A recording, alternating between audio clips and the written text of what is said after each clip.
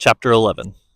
Management at the Interspecies Space Federation neutral site eagerly awaited the return of the bouncy synth-filled teen pop. Little pockets of chaos had started springing up around the space station, and when you're dealing with beings from every edge of the universe, order must prevail. Not only for the sanity of those on board, but for the safety of each group's home planet and all the minor planets in between. Everyone on board felt the tension rising as they bumped into each other, missed important meetings, and ate lunch at the wrong times. Predator species mixed with prey species, working hard to control their natural urges for the sake of intergalactic peace.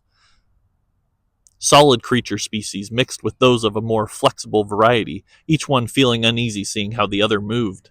The ship began to shift off course, as shift changes were no longer accurate to the minute, one navigator leaving before the other arrived in the ship's other cockpits. All the rules and artificial barriers of the Federation that they had built to keep order started to show cracks. Luckily, they had sent one of their best agents to the puny blue planet, and he had successfully convinced Pat to return to the radio station and resume business as usual at KOBO. Everything would be back to normal by 5 p.m. St. Farr time. Roughly 500 miles away from the KOBO tower, Pat pulled her old pickup into a gas station in Marfa, Texas.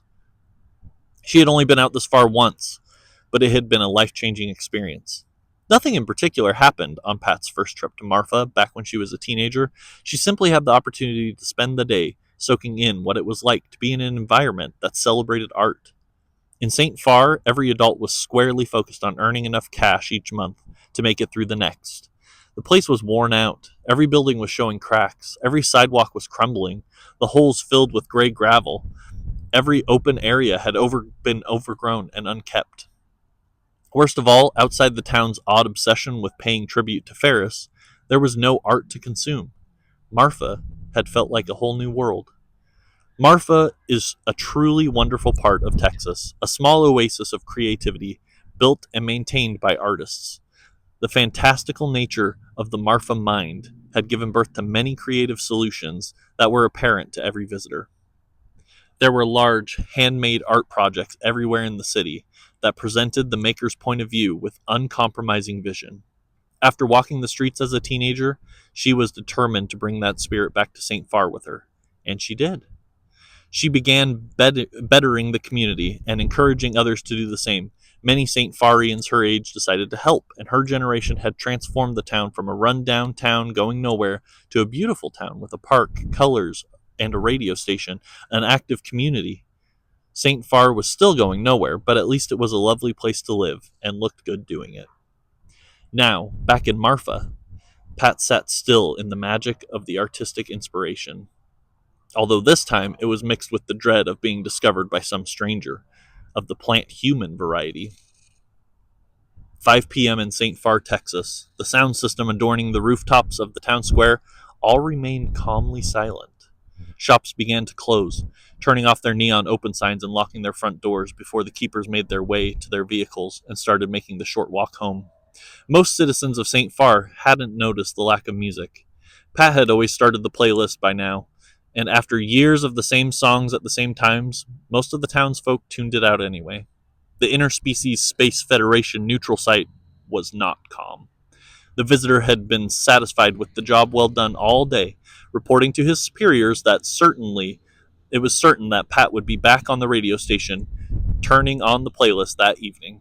He had forgotten that humans have the ability to lie. That was one of the skills that kept them alive all these years. As the visitor quickly walked from his quarters to the control room to receive further orders, he heard a commotion down the hallway to his right.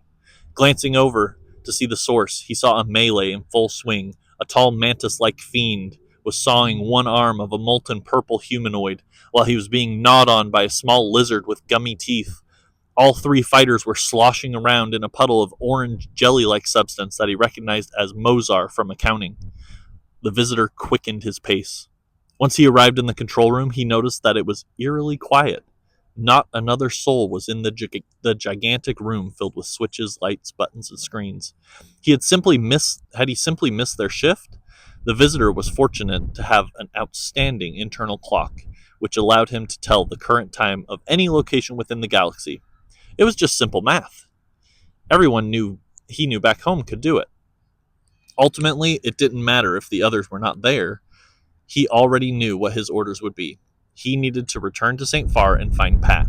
The visitor tapped the device on his waist and returned to the road in front of Harvey's. As soon as his feet fully materialized on the old brick road, the visitor looked around the town square.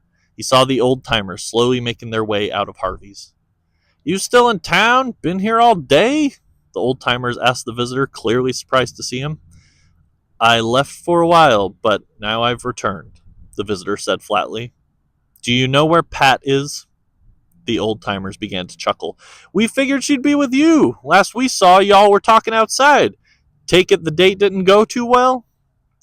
The visitor looked around the town square again. KOBO still looked empty, untouched. No sign of Pat or her truck. Maybe she had taken a nap and forgotten to set an alarm, the visitor thought. Optimism was the main driver behind his species' ability to advance to the space age. Maybe it would serve him well here too. "Do you know where Pat lives?" he asked the old-timers. "Well, I don't know if you ought to have that information." Understandable. Although he was here to protect intergalactic peace and Earth's interests, they wouldn't fully understand his intentions. The old-timers hobbled away toward their homes in Old Town, mumbling as they passed. Now what was he going to do? The ship needed the playlist, and he needed to find Pat. He had no clues to work with, and although Earth was a relatively small planet, it would take years to search for her. Maybe the playlist was in the station. The visitor made his way over to the front door of KOBO, knocking quietly, as he did when he first arrived in St. Farr.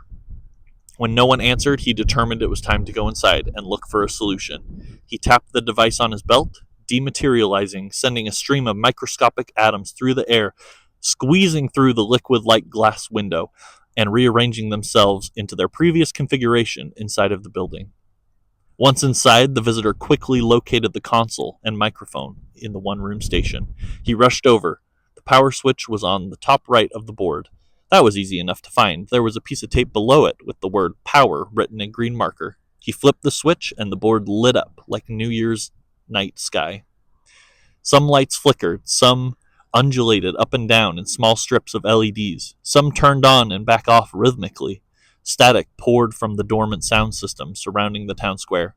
KOBO was alive. No music, though. The visitor began scanning the small room for any spot where the music could be. What did music even look like? There was no storage in the bare room, just the console, microphone, a small table, 2 chairs, and a dark green lamp. No music here. He tapped the mic with one of his cold fingers. From outside, he could hear a muffled impact. The mic was live. For the sake of the Interspecies Space Federation neutral site and Earth, the visitor grabbed the mic and started singing. Do you know that when it snows, my eyes become large and the light that you shine can't be seen?